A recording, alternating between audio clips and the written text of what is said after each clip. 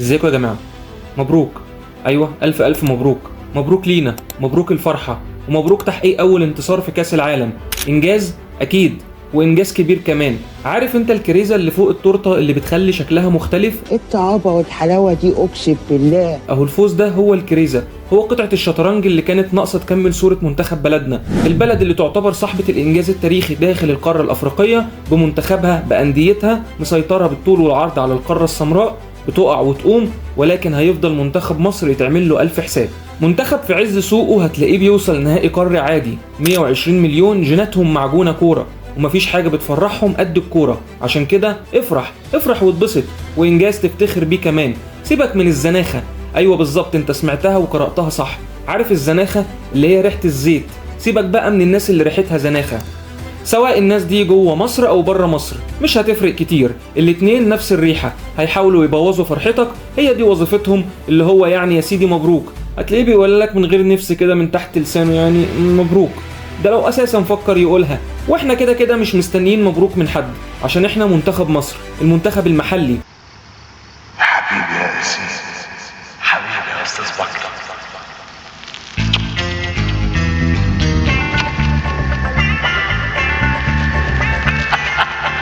اللي بيقدر بلاعيبته المحليين، واللي كلهم مصريين من دمهم وطلعوا من تراب الارض دي، وطلع منها اعظم واهم لاعب عربي في التاريخ. مبروك يا صلاح، تستحق. صلاح البطولة دي مختلف، او بمعنى اصح من افريقيا الاخيرة باين انه مختلف. هو بنفسه كان طلع في معسكر اللي فات وقال ان ده كان احسن معسكر حضره في حياته. اللعيبة مع حسام حسن شكل تاني وطبع تاني، وهنا لازم نشيد بكابتن حسام. الراجل ده لازم ياخد حقه، ويستحق كل الكلام الحلو اللي يتقال عليه، زي ما بياخد حقه تماما في النقد دايما. دلوقتي جه وقت الاشاده بحسام حسن. بيقولوا الشوط الاول شوط اللاعبين والشوط الثاني هو شوط المدربين، وادينا شفنا تغير 180 درجه تماما بين المنتخب في الشوطين. تحس ان حسام حسن دخل اوضه اللبس وقفل الباب بالمفتاح ورمى المفتاح بره، ونزل في اللعيبه الله اعلم ايه اللي حصل. عشان يقدروا اللعيبه ينزلوا الشوط الثاني بياكلوا نيوزيلندا حرفيا، مش كسبتها، لا دول بياكلوها. ده شغل مدرب وده كلام مدرب، دي جرينتا حسام حسن بيقدر ينقلها للاعيبته، والفنيات كمان بتبدا تظهر وبتبان مع المنتخب اللي بيقدم اداء عظيم قدام السعوديه، وبعدها في قلب اسبانيا بيقدم جيم دفاعي ملحمي. بتيجي مباراه روسيا الاداء بينزل شويه، لكن بتعرف ازاي تكسب وقتها. والرهان اللي قدر كابتن حسام حسن يكسبه في زيكو، لاعب تقول فيه سبحان العاطي الوهاب، من لاعب كان رايح يصيف على حد وصفه للاعب بيكتب اسمه في سجل الهدافين التاريخيين لمنتخب مصر في كاس العالم. وحسام حسن يعني شبع انتقادات بسبب ضمه.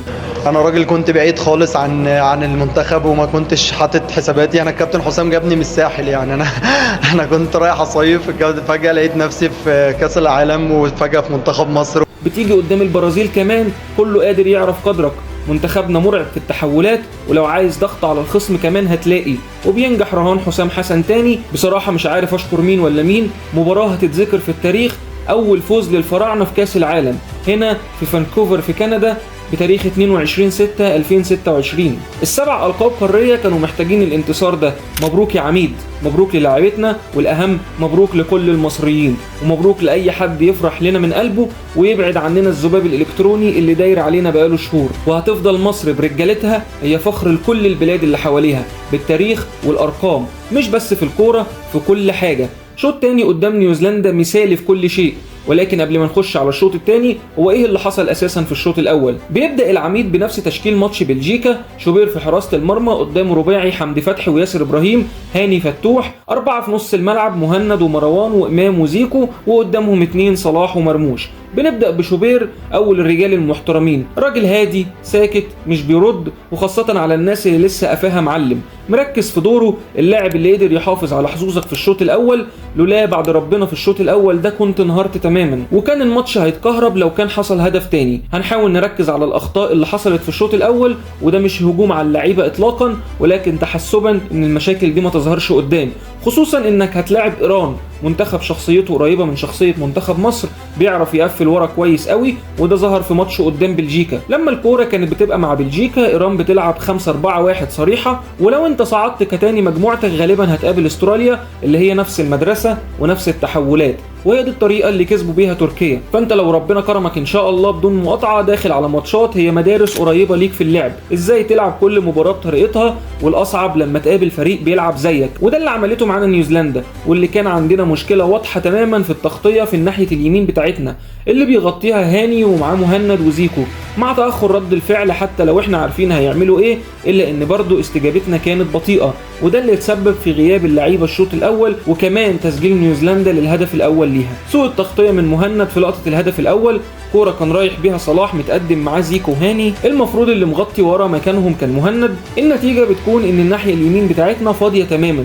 بسرعه التحولات اللي كان بيحاول يستغلها منتخب نيوزيلندا كانت هتروح عليك بهدف اول بنفس الطريقه، كوره بعدها ارتداد بطيء من هاني، وهنا كان المفروض مهند في التغطيه، الا انه بيعدي من ياسر وهاني مع بعض، مع تغطيه سيئه من مهند بيمر اللاعب بينه وبين ياسر بلمستين بيتكسر خط دفاعك كله. بتتكرر في الشوط الثاني، ولكن شوبير في الاثنين بينقذهم، عشان في الاولى بتطلع ركنيه وبيتسجل منها الهدف الاول لمنتخب نيوزيلندا، بيطلع فيها سيرمان بعد سوء تعامل من فتوح ومهند في الرقابه اللي كانت مع فتوح في الاساس. استغلال واضح للجبهه اليمين بتاعت هاني، الا ان برضه ما كانش فيه تركيز من هاني ومهند اللي المفروض كان بيساعده. بيسيب هاني 2 على 1، والارتداد البطيء لمهند اللي بعتبره كان اكتر لاعب تايه امبارح في الشوط الاول في التمركزات والتغطيه، اللي بتتسبب في كمان حصوله على انذار في اول ربع ساعه، ولكن بتمر اول نص ساعه وبيقدر المنتخب ياخد انفاسه.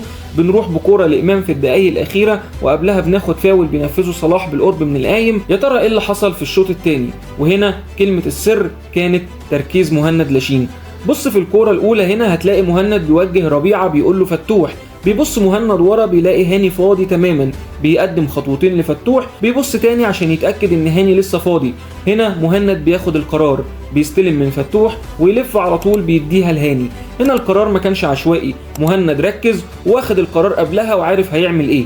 بيروح هاني في مساحة عشان على طول اوفر بالعرض ما تجيش على دماغ زيكو، ولكن بتوصل لصلاح، وبيكون اول تهديد حقيقي للمنتخب متخطط ليه، وده كان بعد اول 30 ثانيه بالظبط من بدايه الشوط الثاني. خلاص مهند فهم اللعبه، واكيد كان فيه كلام من كابتن حسام حسن مع مهند تحديدا بين الشوطين، اللي بيبقى مان تو مان مع جاست اخطر محطه في منتخب نيوزيلندا.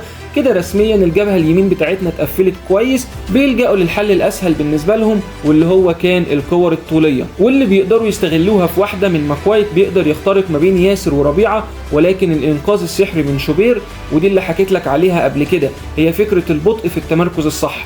القفله على جاست والتمركز الصح المهند خلى ليك تقل في نص الملعب بعد ما كنت الشوط الاول بيتم التحول عليك بسهوله، خصوصا مع سوء التمركز والتعامل اللي كان ما بين هاني ومهند في الجبهه اليمين. التزامات مهند بالدور الدفاعي خلى الخط الامامي كله قادر يشتغل كويس، عكس التوهان اللي كان موجود في الشوط الاول. هنا في لقطة الهدف الأول هتلاقي 7 لاعبين من المنتخب مع اختفاء مهند لاشين من الكادر تماما، هو والاثنين قلب الدفاع ياسر ورامي ربيعة. هنا بيبين لك ازاي مهند كان واخد تعليمات ان هو يبقى ورا دايما عشان يمنع اي ارتداد لمنتخب نيوزيلندا.